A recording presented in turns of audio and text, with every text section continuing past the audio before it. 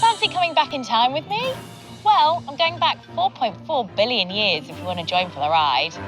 Time travel totally is possible. I just have to get underground. Way, way underground.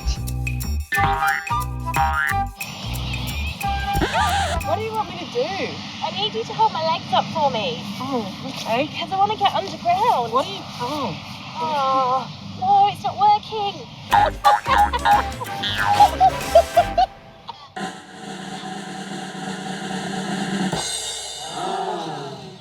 Despite what you just saw, I am actually qualified to do this.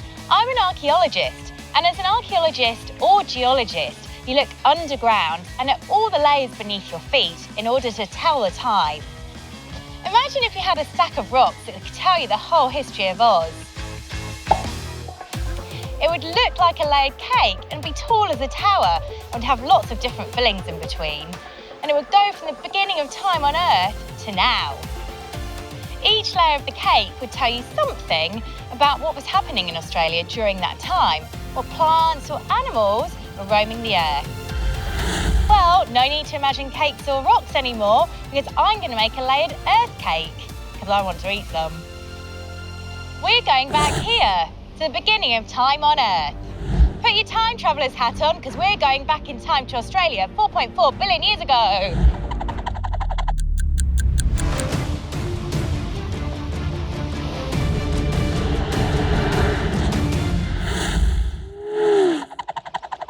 Whoa, head spin.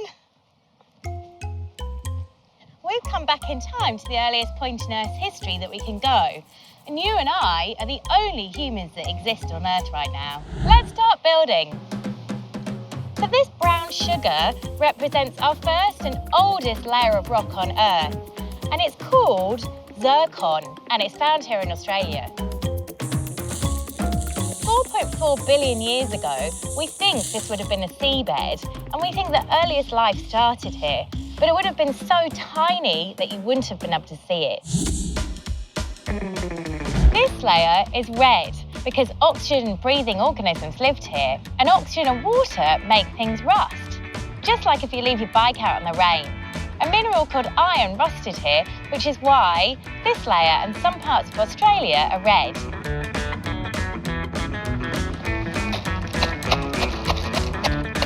I'm smashing up all these wafer biscuits, so I've got lots of nice red deposits. And I'm using a hammer, like a proper geologist. Not. Okay, that'll do. We're going to fast forward in time to around about 650 million years ago for our next layer, because, quite frankly, everything in between was a bit boring, not much happened. But 650 million years ago, everything started to cool down and turned into what was called Snowball Earth. Everything was covered in glaciers. So I'm going to use blue icing and white marshmallows. I'm just putting in about 2 centimetres. Yum.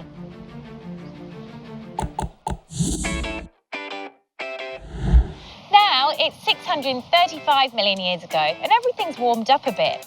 And we start to get slightly more complicated life forms. Still look like blobs though.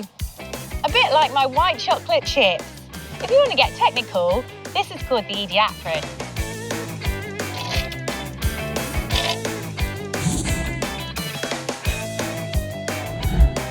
Over the next couple of 100 million years, there was a massive explosion of life on Earth, both on land and in the seas. You get the first fishes, the first frogs, the first insects, and the first plants. So I'm going to mix together some green icing, some blue icing, and some chocolate chip cookies. Green are plants, dark blue for the sea, and some chocolate chip cookies for land. Now this part of Earth's history was called the Cambrian. Now we're going to slide up the timeline to about 250 million years ago. It was all going really well for a while until the worst mass extinction happened and nearly all of life on Earth was wiped out. However, this gave rise to a really cool new type of animal called the dinosaurs. This was called the Permian-Triassic extinction. They started to slowly rise during this period, but they weren't quite the top dog yet. That's coming up.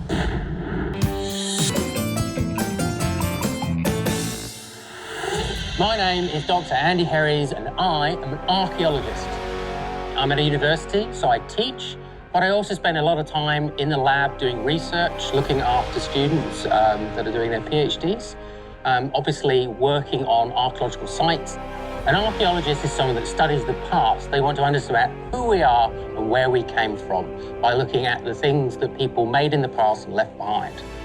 My job basically involves going to lots of different archaeological excavations all over the world and trying to work out how old those are. Excavation is where we go to archaeological sites, and obviously through time, archaeological material and fossils get buried by sediments as they accumulate, and we obviously have to strip those sediments back to uncover that ancient activity of humans so that we can understand what people were doing and why they were there. At school, I did history, geography, and physics. Because I study human evolution now, I really wish I'd done biology as well. I was actually pretty terrible at science at school. My physics and chemistry teachers were always sort of saying, oh, you know, he tries really hard, but he really struggles with it. Thankfully for me, it all clicked just before the exams. That got me into university. And when I got there, that's where it all began to sort of come together with me. When I went to university, I took anthropology, archaeology, and geology. Anthropology is a study of humans and human behaviour. Really, it's looking at modern populations, but that's really sort of important for understanding the past. We can look at modern populations, how they behave, and that tells us something about how people in the past may have behaved. My job has taken me all over the world. I've got to travel mostly to Africa, South Africa, Kenya, Tanzania, but I've also lived in places like Bulgaria. I've worked in China, Southeast Asia, Malaysia, all these sorts of places. The most exciting place that my job has ever taken me is actually into caves. I've been caving since I was 17 years old. I cave dive and exploring those brand new places. It's one of the few places on Earth you can explore brand new things. You can find new places to go. And sometimes when you're cave diving, you can even pop up into new chambers. Sometimes you find archaeology in those that have been untouched for tens, hundreds of thousands of years. And there's nothing quite like that. Walking into a cave, seeing archaeology sat on the floor and knowing you're the first person to step foot in there for, say, 100,000 years. So I have my archaeologist toolkit right here. We have to be very, very delicate when we're excavating archaeological artifacts. They're very easy to break. They've been there for maybe millions of years. So we don't use spades and picks like you would do in your garden at home. We have to use little things like trowels, but even sometimes this is too big. So sometimes we use a toothbrush, just like you'd use to brush your teeth at home. We use things like small brushes, like paint brushes that you might use for craft. We can use the little wooden ends like that to delicately chip away at around the bone, exposing it so that we don't damage it. We use toothpicks like this that you go and get at the dentist. Again, very, very delicate. You can get it in between all the little tiny bits of bone so that we can pull it out of the ground nice and safe. The best thing about my job is I get to do what I like every day that I wake up mostly. I get to travel the world. I get to do what I love for a living. I love archaeology. I wanted to do it since I was 3 years old, my grandmother tells me. It's an absolutely awesome thing, and I love getting up in the morning. The worst thing about my job, actually, is that, you know, we go to some very remote places of the world. And that, to be honest, the worst thing is getting ill when you're in the field. When you're away from home and you get ill and, you know, it's never a nice thing. My proudest moment is ultimately running excavations of my own in Africa. And a few years ago, we found the remains of a very young human child, probably about 3 years old. And it was in a whole load of different pieces when we discovered it. And we sat and we put it all back together. And when we did that, what we realized is that this is really one of the earliest examples of a skull that represents the beginning of what it means to be human. Ultimately, what I'd like everyone to know about human evolution is that no matter who we are, where we live today, what we may look like, we've got blonde hair, we've got brown hair, dark, light skin. Ultimately, we all come probably from one small population that once lived in Africa. We are all related. We're all one giant family.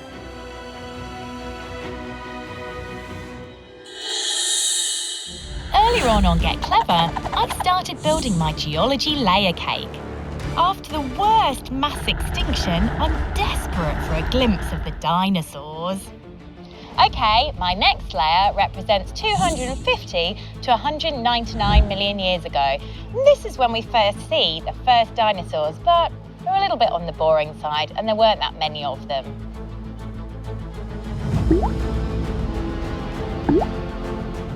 So I'm only going to put 3 dinosaurs in because there weren't actually many around in the Triassic. Okay, skipping forward to 199 to 144 million years ago, lots of land was moving around the world and climates were changing and volcanoes were going off.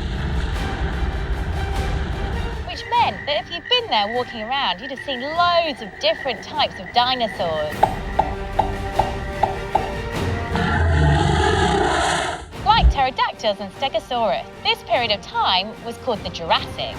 So I'm doing the pink for all those volcanoes and that land movement that was happening.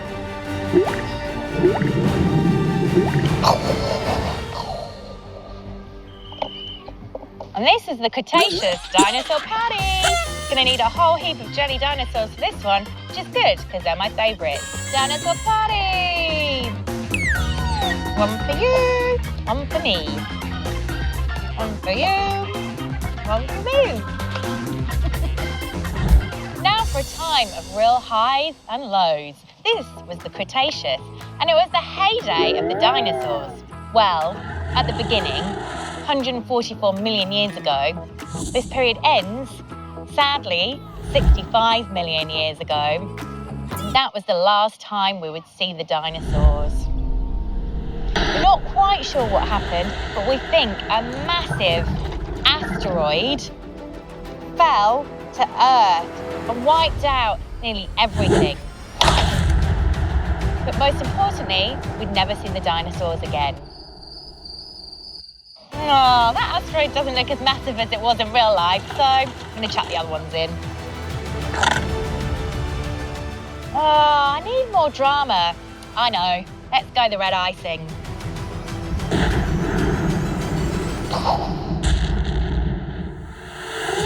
My edible layers are neat and clear, but over time, the surface of the Earth moves around on those tectonic plates. They all get jumbled up and even flip over. This is what happened at Uluru.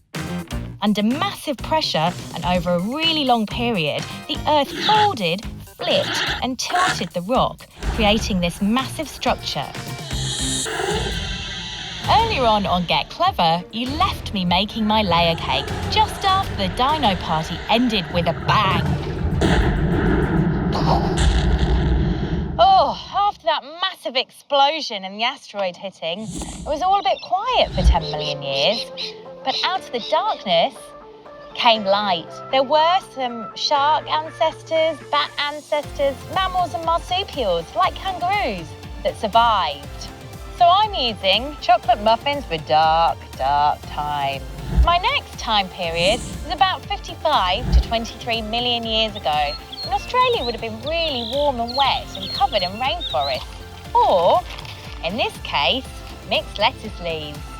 And the rainforest. My next layer is a really exciting time in Australian history. And that's because some really familiar animals like crocodiles, wombats, even birds became really massive for some reason. So I'm going to show that with my chocolate frogs. These massive animals were actually called megafauna. Mega means massive, fauna means animal. And we think that they got really, really big because, well, there was nothing else around to eat them. They possibly had loads and loads of food to eat, like being at a buffet for 100 people and you're the only one there. Or because the climate might have just been really right for them. The green icing's even more food for our megafauna to get massive. Nom nom nom. Megafauna. Okay, next stop 3 million years ago. And this is when the most recent ice age happened. And that's when my sugar cubes come in. Because lots of water around the world got locked up in ice sheets. Here in Australia, though, it wouldn't have been icy, just a bit cooler and maybe grassier. But at the same time, our megafauna, those massive animals, start to die out, and humans arrive. Blue icing and my sugar cubes, representing all that water that got locked up, and the ice age in glaciers.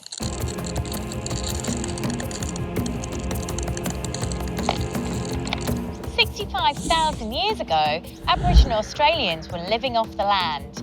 And we've got evidence in the form of rock shelters, stone tools, and their amazing rock art. And finally, we're back to today, where we have our soil, fruitcake, yeah, our grass. We've added green food colouring to our coconut for our grass. Shake it. Shake it, shake it. And sprinkle liberally for your grass. And a quick taste test for safety. Me and some modern technology.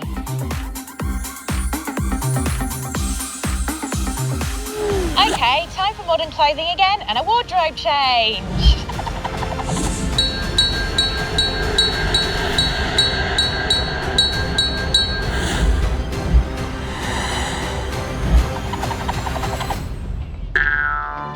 Phew! Well, that was quite the journey through time and some really sweet geology. Now, I think it might be time to dig in.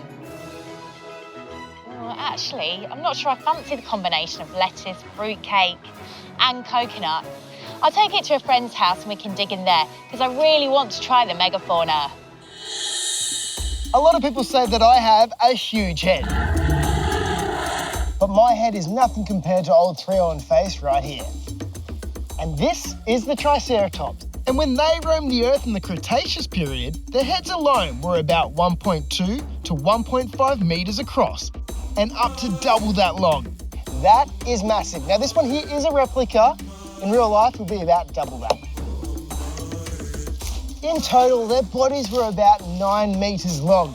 I do not want to imagine what it would be like having one of these guys chase me. The Triceratops existed about 65 million years ago, but it's actually a lot like an animal we still have around today, the rhinoceros. And like its modern-day pal, the rhino, the Triceratops eats plants. Its mouth was kind of like a bird's beak, and it would have used that and its powerful jaw to shred and grind up vegetation. Here you go, buddy. Vegetation. Yum, yum, yum, yum. They also have these beautiful frills around their neck to attract mates or maybe scare off other dinosaurs. We don't actually know why they have these, but they look pretty, don't they, mate? Please don't eat me. Good boy. You know, just give him back. Remember those layers of jelly dinosaurs and icing I put down during the Jurassic era? Well, because they've been buried for such a long time under so many other layers, they look more like this now. Pressure has turned all of those living things into oil or coal. We mine this today to use as energy to power our cars, homes and schools. So the next time you switch on a light, just remember you're using dino power. Crocs are actually the closest living animal we'll get to dinosaurs. They've been around for millions of years. Back when dinosaurs roamed the Earth, crocs would have looked a little different. They were giant crocs, megafauna, like this guy, Dinosuchus. This is an actual replica, 10 metres long, 3,000 kilograms, and these ultra sharp teeth. Crocs are still pretty big now, but imagine a giant Dinosuchus taking down its dinner. They even hunted dinosaurs. Thankfully, Dinosuchus is extinct now, but how does that happen? Well, in Earth's history, we've had several mass extinctions, and sometimes they can happen because volcanoes erupt everywhere. Sometimes asteroids collide with Earth, or the sea levels might change, or something changes to affect the atmosphere. What happens is the dominant species gets wiped out so that other animals can take its place. I wonder what's going to take over from us. Anyway, let's see what's coming up next time on Get Clever.